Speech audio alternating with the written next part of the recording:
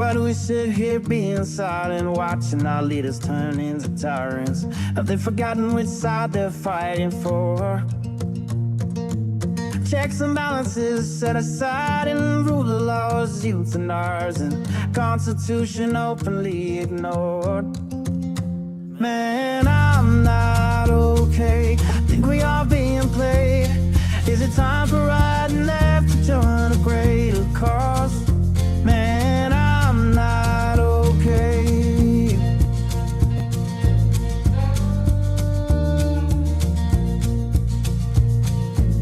The rich claim to be victimized just to attack the marginalized. Is 1% really worth more than all the sick and poor? Always preaching about fellowship while planning their dictatorship. Now we've seen how all of this plays out before. Man, I'm not okay. Think we are being played. Time for you and I to join our country's call. Man, I'm not okay.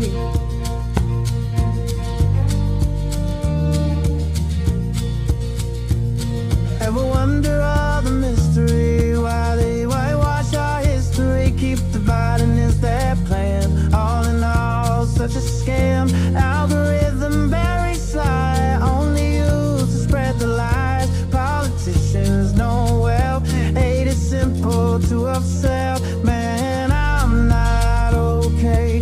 Think we are being played. Time for you and I to join our country's call. We are not okay. America is not okay, and we all know that. Former Congressman Joe Walsh, this is the social contract with Joe Walsh. Let's figure out how to get okay together.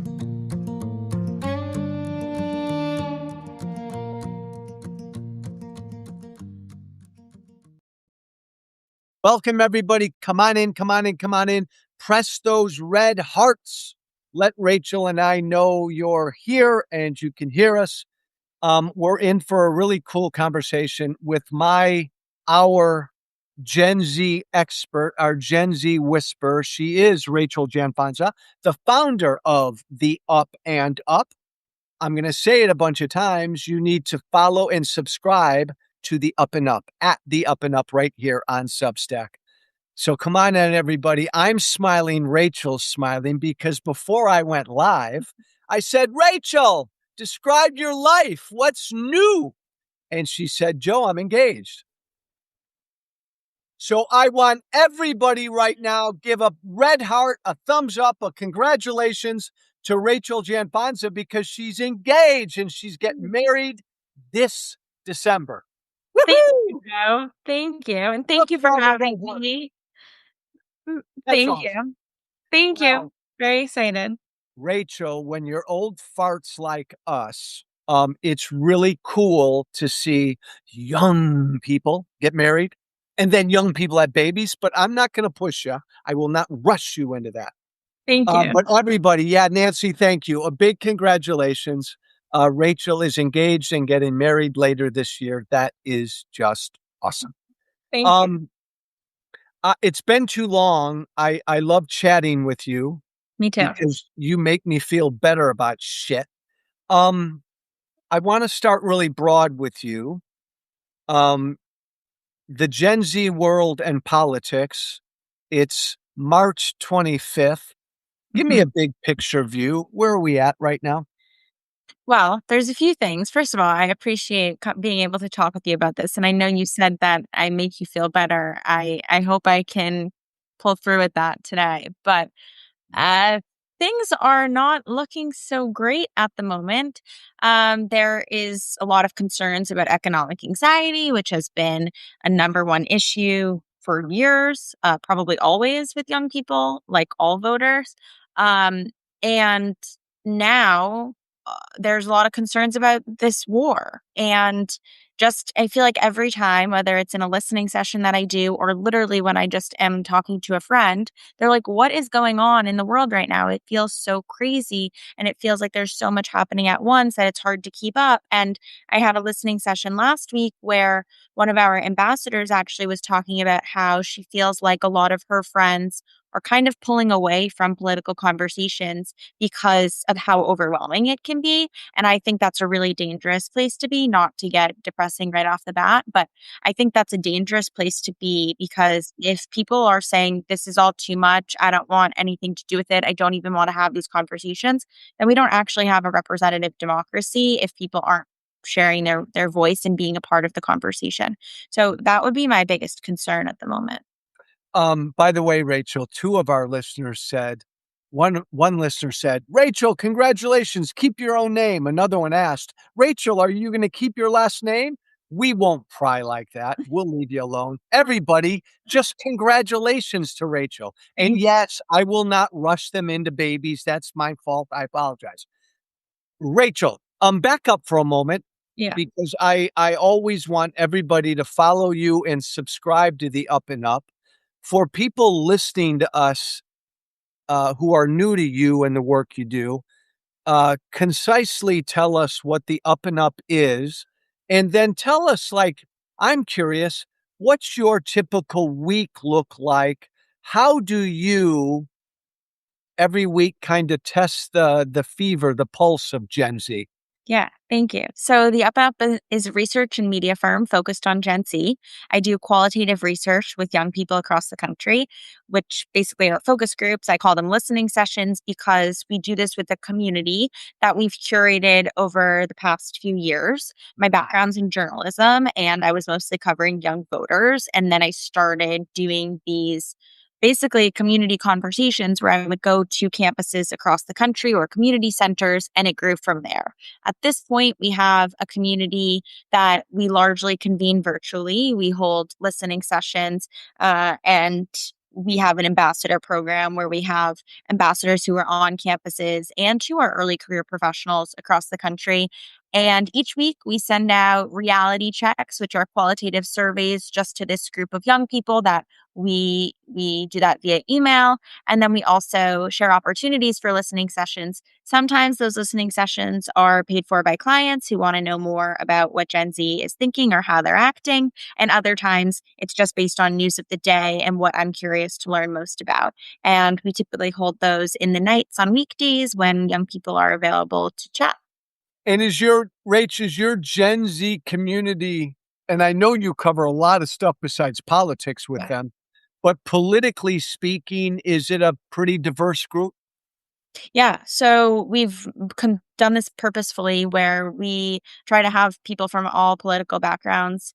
And the reality is that a lot of young people, there was a Gallup poll that confirmed this earlier this year, but the majority of young people consider themselves to be politically independent. And I would say that's true in our community as well.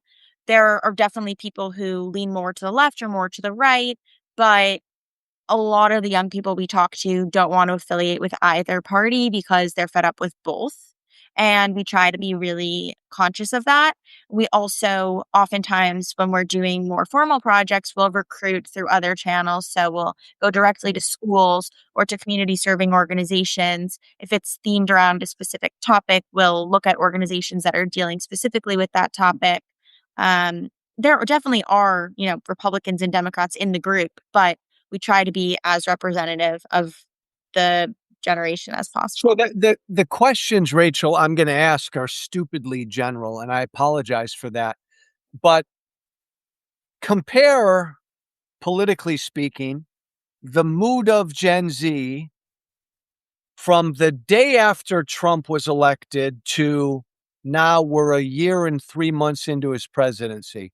How has the mood of Gen Z changed in any way? Huge change in the mood of Gen Z since 2024. There was a lot of hope that perhaps this time with Trump it would be different.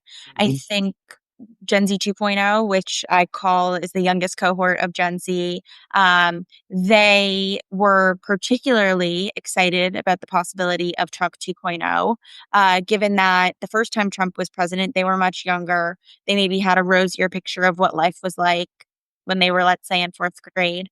And they were excited to sort of get back to that. And a lot of people thought that, he would turn the economy around and make America great again. And here we are.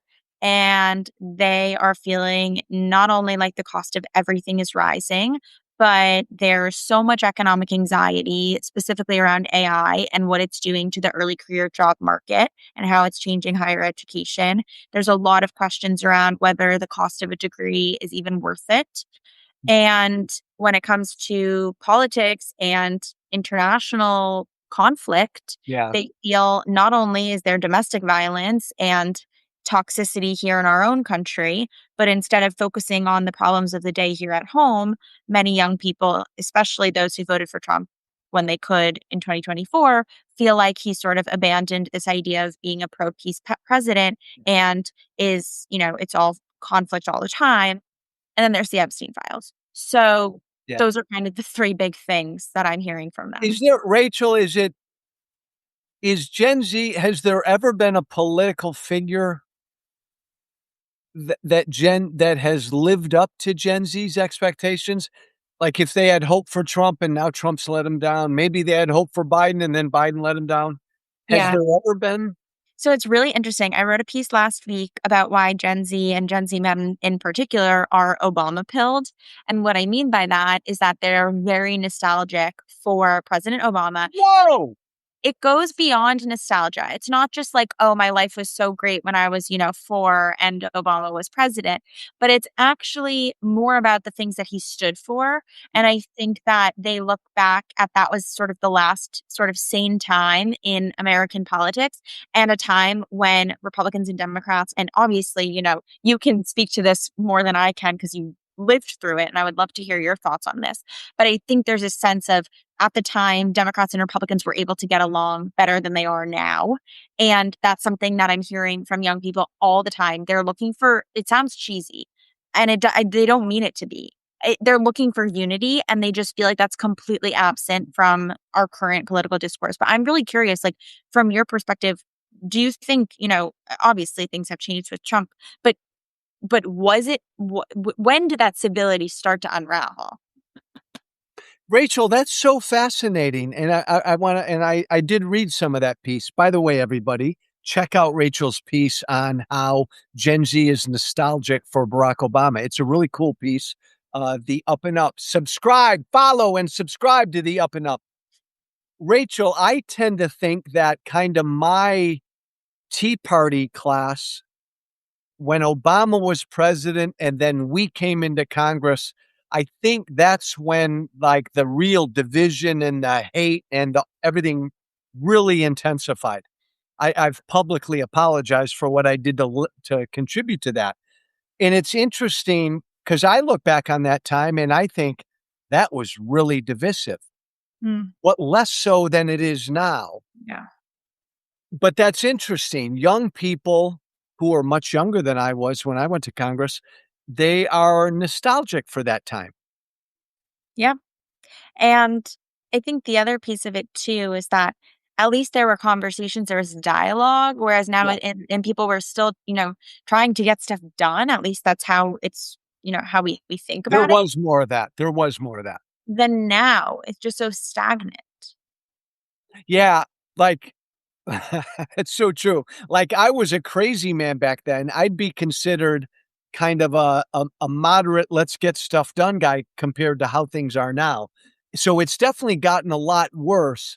Do they, Rachel, do they look at Trump, Gen Z broadly speaking, as some weird bad outlier, or the political class in general just kind of sucks?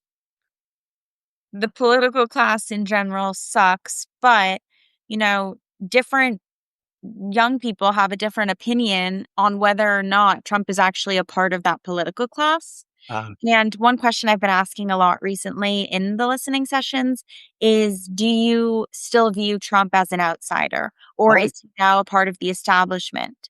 And I get different answers to that depending on who I'm talking to. And to be clear, like there are still, MAGA young people who will defend him no matter what.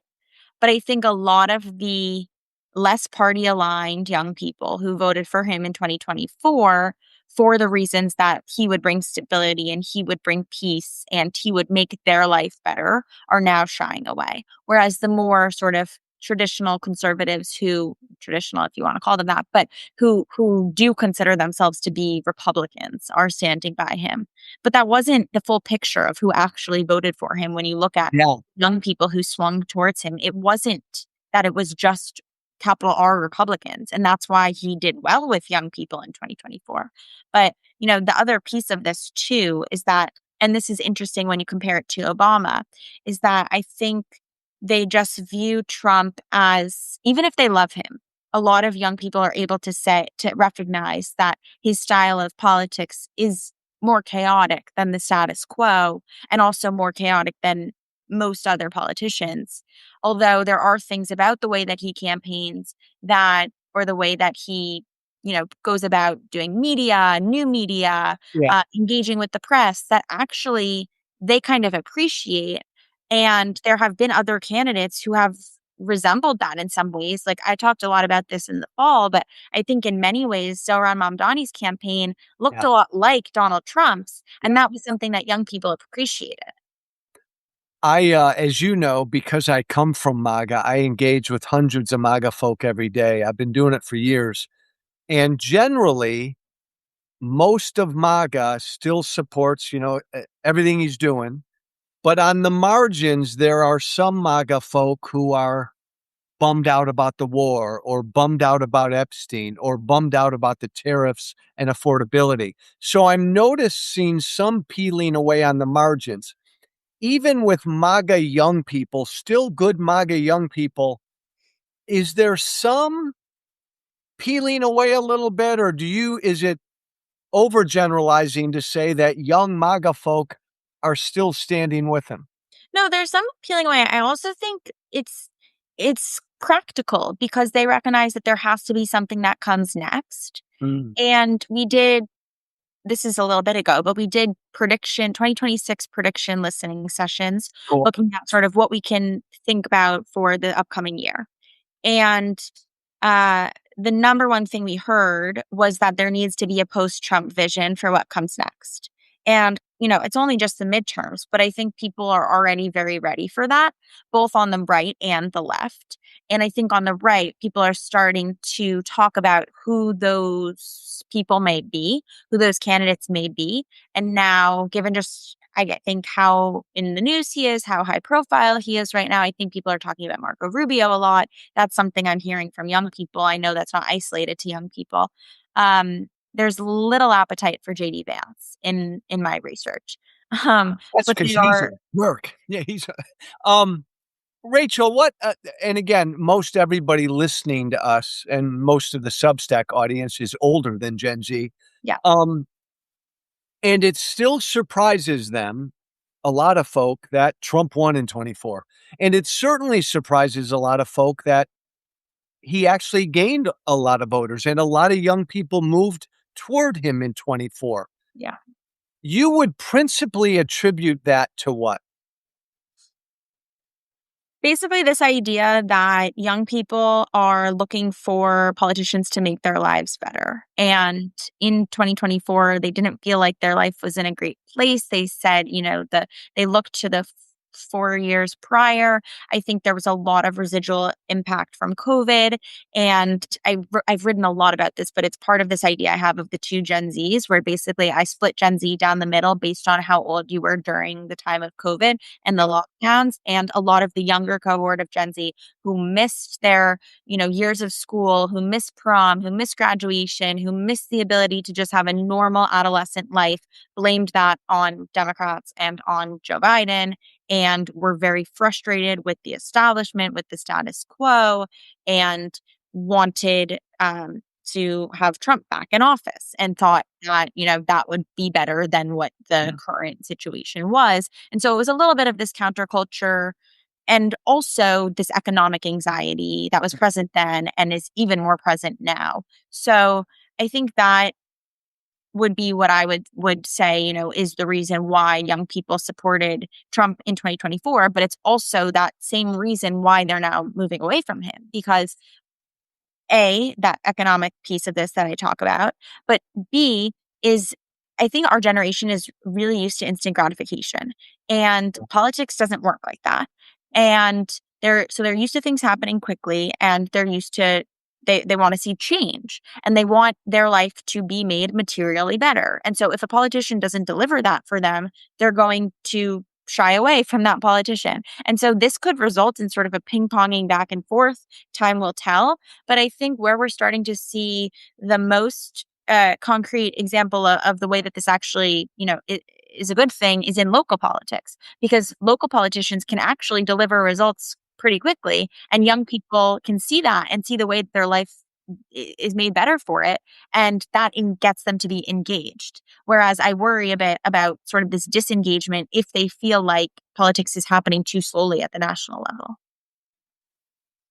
It's often said that the Latino vote in America is like the last swing vote.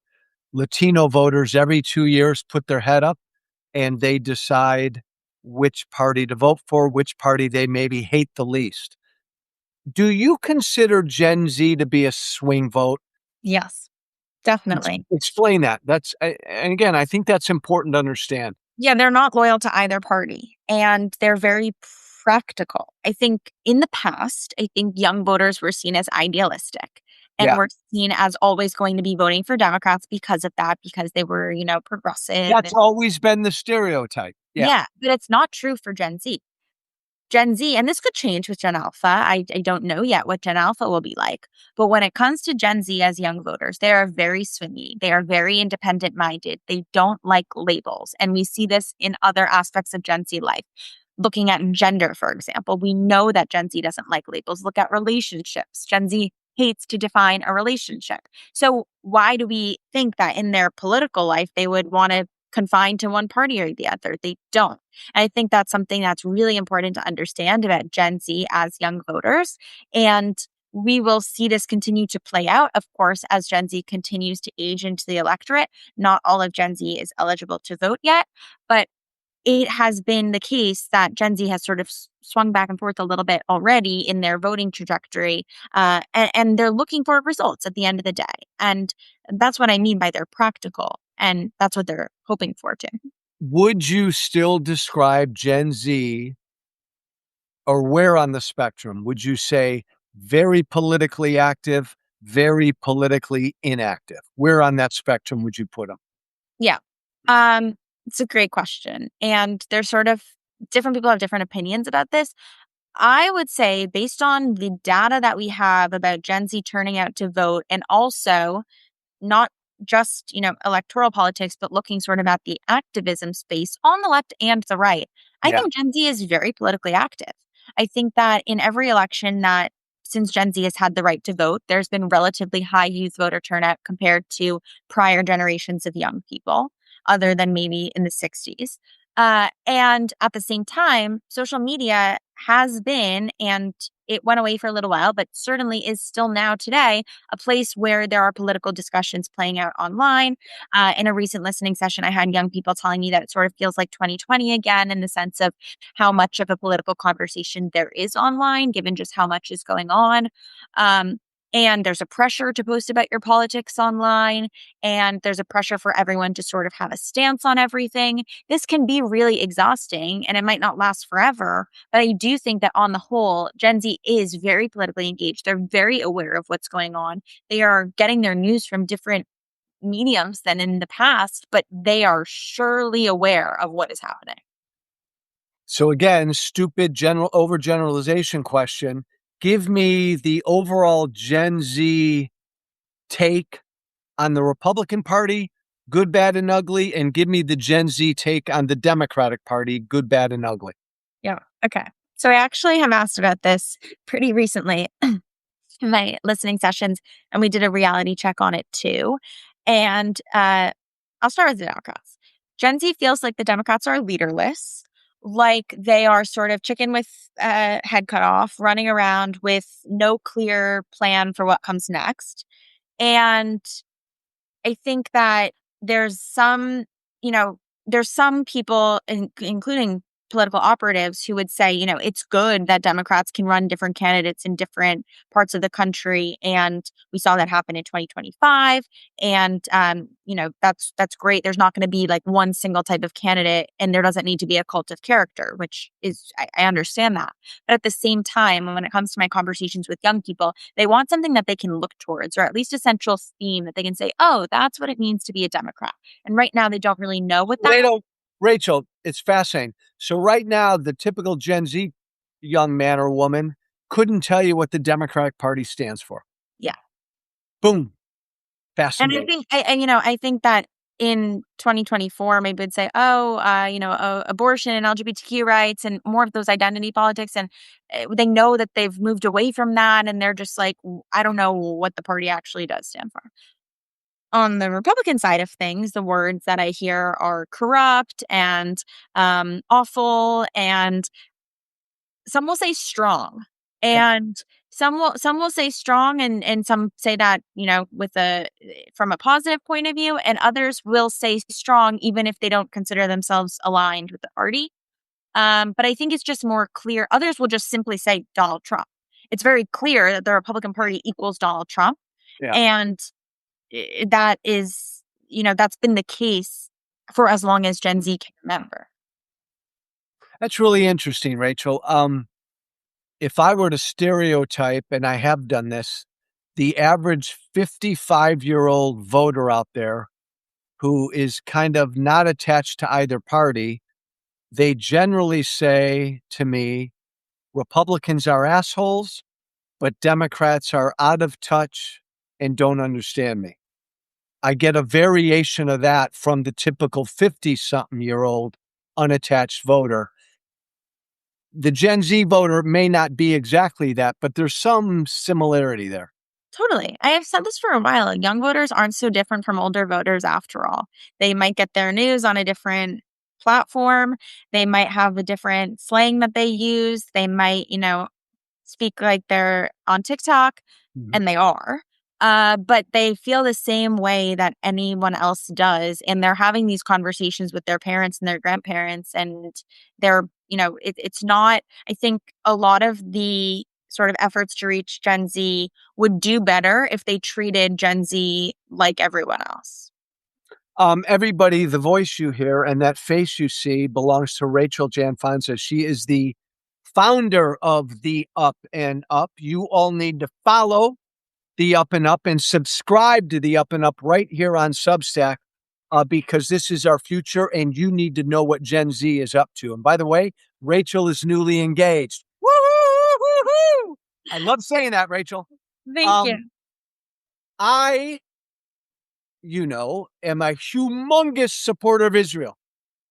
I know that as a new Democrat, I'm at odds with where Mhm. a lot of my new party is at on Israel, and certainly young people. Talk about the issue of Israel and Gen Z in Yes. any direction. Yeah. I appreciate you bringing this up. It's something that I feel strongly about, have been talking a lot about recently. Um, so the topic of Israel is obviously complicated. Yeah. There was an NBC poll last week that showed that just 13% of, if I'm not mistaken, of 18 to 34-year-olds have a positive view of Israel. Yeah. And the number of young people, the percentage of young people who have a negative view of Israel has grown dramatically since 2023, so October 7th. So the perception of Israel was not great then amongst young people, but it's gotten way worse, and it continues to get worse. And what I'm hearing, and I've been following sort of the activism and also how Jewish students on campuses across this country have been feeling since October 7th, and even before that. And no one feels good no matter what side of this situation they're on. And the conversations about Israel have upended friendships, have created problems on campuses for students, have caused tension in the workplace, etc., because there are just such strong opinions on it. And again, younger voters aren't so different from older voters when it comes to that either. But I think that, first of all, there's little education around in terms of our K through 12 schooling and also on college Right. campuses Right. around the actual history and context of Exactly. what has Yeah. happened. And yet everyone watched this war and continues to watch now this new war play out in real time on social media and watches the devastation and the humanitarian toll of the war. And there are many effects of that, including anti Semitism towards Jewish Americans who have nothing to do with the state of Israel, despite for the fact that they're Jewish, or aside from the fact that they're Jewish. And I wrote last week about rising anti Semitism, Yeah. and I was inspired to do a listening session about this after the attack on the synagogue in Michigan a couple of weeks ago. And I will share an anecdote from one of our ambassadors, who's a student at Georgetown, who has been very critical of Israel. Mhm. She does not like Netanyahu. She does not agree with anything about how any of this has gone down. And yet, she also is very conscious of the fact that she's Jewish and she has a Jewish last name. And she's very wary of the way that her classmates or friends or people that she knows will perceive her simply because she's Jewish, despite the fact that she's been so critical of Israel. So this is just really complicated. It's really hard for young people. It's really affecting the way that they're going about their day to day, the things that they feel comfortable saying in the classroom, what their professors will think of them. And it and if you are a Jewish student who is pro-Israel, or even if you're not Jewish and you're pro-Israel, you are just bombarded with hate and with criticism, as if that is just a outlandish position. How could anyone ever have that position? That's like how young people who are pro-Israel feel, is that they're just constantly being attacked for the fact that they support Israel's right to exist. It's Rachel, it's so true. Again, as a new Democrat, I uh, I thought if I came out and announced I'm running for president next year, um, there's no way, because I get beaten up on this issue from voters of all ages, Democrats of all ages, um, on this issue of Israel and my support for Israel. And I'll say until I'm blue in the face, I don't believe it's genocide. Israel is not an apartheid state. I don't like Netanyahu, but it's but I'm not where Democratic voters are on the issue. And it seems to be a real animating issue. Are you saying among Gen Z that it's one of the most powerful animating issues for Gen Z right now? So I hesitate to say that because in 2024, this was a question. And in the lead up to the 2024 election, there were plenty of polls of young people that looked at the top issues for them. And this was like at the time of the encampments when there was so much campus activism around this. And at the time, and it's a different environment now, but at the time, economic issues still ranked way higher than anything having to do with foreign policy or the war between Israel and Hamas. The difference between then and now is that this has become way more mainstream. And it is now not just the left that doesn't like Israel, but the Yeah. right also doesn't like Israel.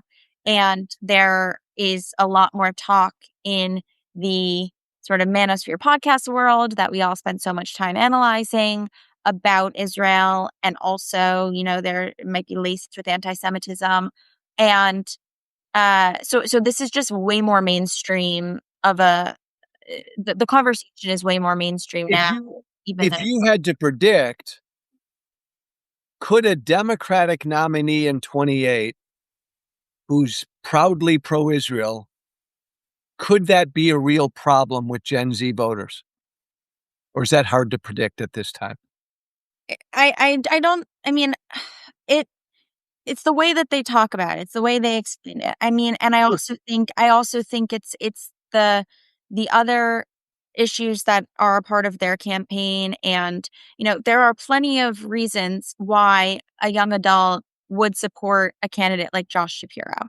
And so someone like him is going to have to explain, why he talks about Israel in the way that he does. I think it's something that is going to have to be a part of the conversation. Of course, it will be a part of the conversation. I think young people, the majority of young people that I speak to, understand that this issue isn't as black and white as social media makes it out to be, and Good. yet the loudest voices that get the most views and the most clicks are talking about it in a very black and white way. By the way, everybody, I just love listening to Rachel because I learn shit. And I love Rachel. I love the way you present shit. I find it so purposeful. The war, this war against Iran. I gotta believe this is not a good thing generally with Gen Z, though I'm sure there are some who support it. Your thoughts? So I actually think Gen Z has a pretty rational approach to their feelings about this war and about foreign policy and are pretty moderate on the issue because Mhm. something that has been really interesting is that in the beginning of this war, and also we saw this when the action was taken in Venezuela, just in general. I think that because Gen Z is able to see through this device how people are reacting who are actually from the country where this action is taking place. For example, after Maduro was captured in Venezuela, or the idea of Iranian regime change and the fact that there's sort of a positive uh, desire for that, I think that they then say, okay, well, maybe this could be a good thing. But the problem is that there's no plan for how that could actually be possible. And they can see through that because Gen Z can see through everything. And they really crave that transparency. And the Trump administration hasn't given that. And so I think when it comes to this war, they're now looking at it, if the cost of living is the most important thing, that's very expensive to be in this war. And they also see that, yeah, the idea of Iranian regime change could be great, but like, how are we going to get there? And I think that's something that they're really concerned about. And so, therefore, yeah, they don't like the idea of this war. And there are a lot of young people who, again, thought that Trump promised peace. I had a young woman tell me that no new wars is the biggest joke of her life. I wrote about that in a piece for Vox. And they're very frustrated. And these are people who voted for him. Um, Rachel, I've told you this before. I could talk to you for 5.5 hours, but we can't do that. I've got 4 more quickies for you. Okay. I think you wrote I think this is a piece you wrote a week or 2 ago. Gen Z in the news, the truth. What is the truth about Gen Z in the news? So I wrote a piece that was actually sponsored by the Pew Night Initiative, and it was a part of this. They did a big study on Gen Z and the news, and it showed that Gen Z news consumers are looking for more transparency from journalists. They want, there's a blurry line between journalist and creator, and also sort of activists, and they're comfortable with their reporters, their journalists sharing their opinion more so than traditionally had been the case Uh, because they're looking for that transparency. And also, they come to it with knowing that everyone has an opinion and a perspective. We're all human beings. We all have a lens with which we view the world. And so, Gen Z news consumers want that to be made clear when they are reading a news source. got it. My second question, and because I'm listeners bombard me with this messaging Gen Z. You're a candidate running for office, Mhm. Democrat, Republican, whatever you are. And I'm a candidate, say, Rach, and I hire you. Consult, help me, Rachel. Um, what would you tell candidates how best to message to Gen Z voters? Be honest is the Boom, first. boom. Yeah. Be transparent, like show your process, show your life. Um, Can I add a nuance to that? Because this yeah, is a pet peeve of mine. Be fucking authentic. yeah, Just be who you are. Go ahead. totally. Be yourself because they will sniff through that and can tell when you're not. And also, by the way, even if they might disagree, when I say they, I mean a Gen Zer, even if they might, think one part of you is a little cringe or they might disagree with something that you say, like they just want you to be you rather than trying to be something that you're not. And they're okay. They can get past whatever the thing is. They just want you to be upfront about it. So that is like the baseline. I think when it comes to, there's a lot of talk, oh, Gen Z just cares about personality and vibes, and like it's a part of it, but it's not all of it. They also care about policy. It's personality and policy. And so those policies have to be rooted in things that are actually affecting their lives. And so And what would you say, Rach, the two two of the biggest policies right now for Gen Z are what? economic policies and healthcare. Got it. I think those are just two front of mind issues that everyone's dealing with. And there's really no way around it. We all need to be able to afford our lives and we all need to be able to live a healthy life. I love asking you this question every time I speak with you, Miss Gen Z Whisperer. Damn it, Rachel, criticize Gen Z. Give me your right now. I ask you this every time, but right now it's March 25th, 2026. Right now, give me your biggest criticism of this generation. This isn't political, although maybe it could be, but there's a lack of resiliency, I think, um, in the sense of uh, we were kind of all, spoon fed growing up. They used to be called snowflakes because people were sort of seen as soft. I think it's less that, and it's less of the sensitivity, and it's more of a lack of resiliency, a lack of sort of willingness to keep at it. And I think. That would be my biggest criticism. Where does that come from, Rachel? Do you think?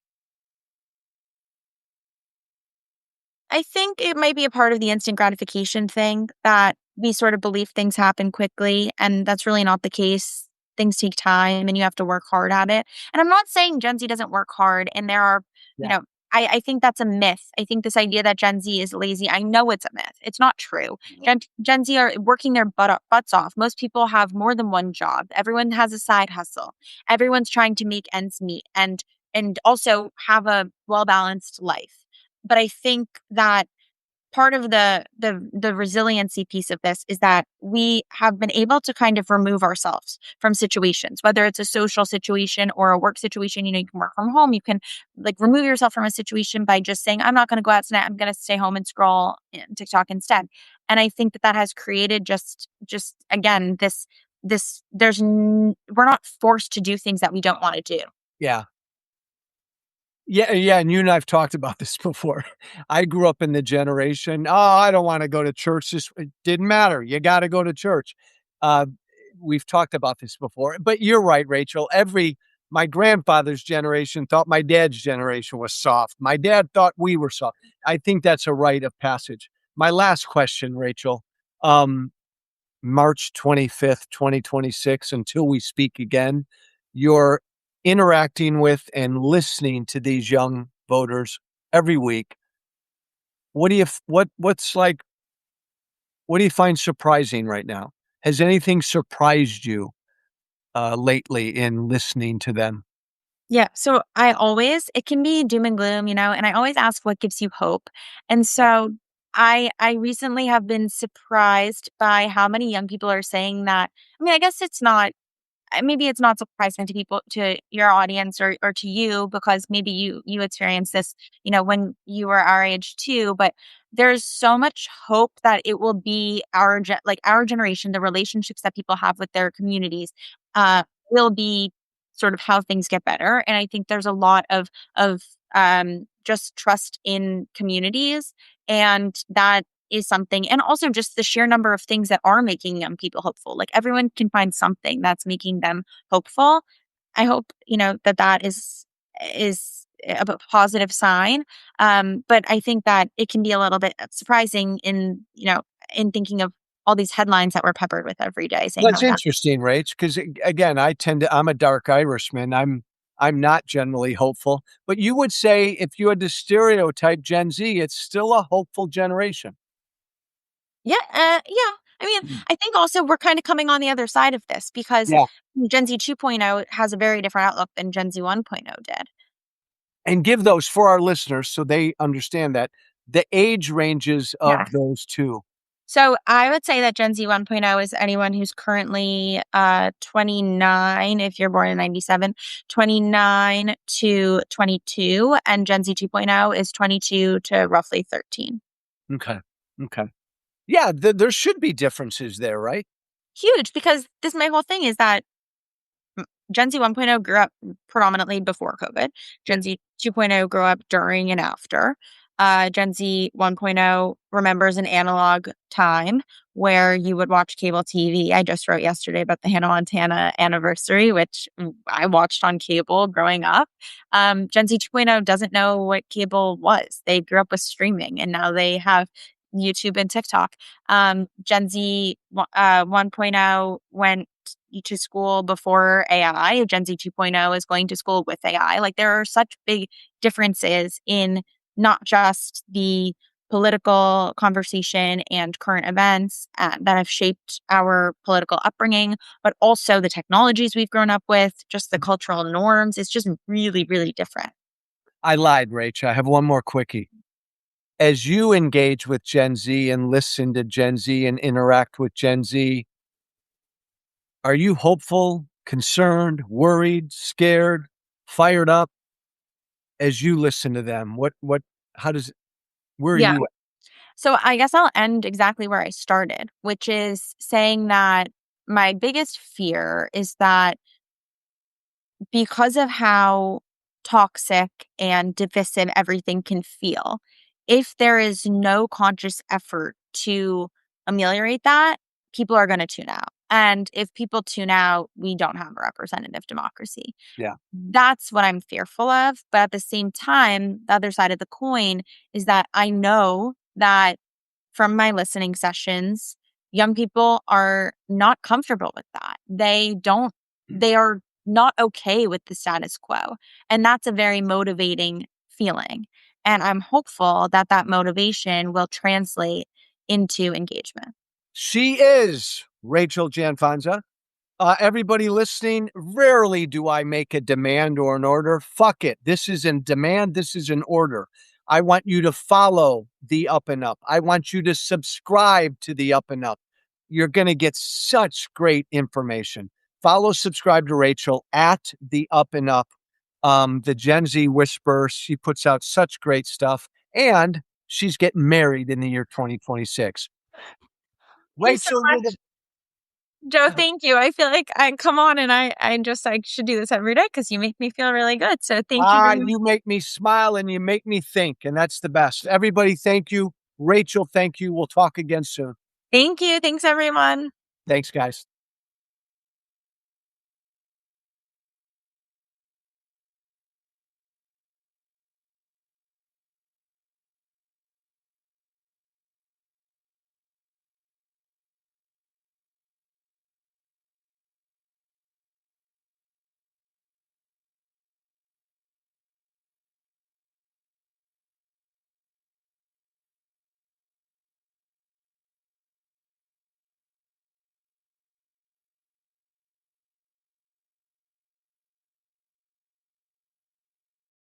Thank you for listening. Remember to listen, follow, and share The Social Contract with Joe Walsh on Apple, Spotify. Plus, don't forget to subscribe to The Social Contract on Substack.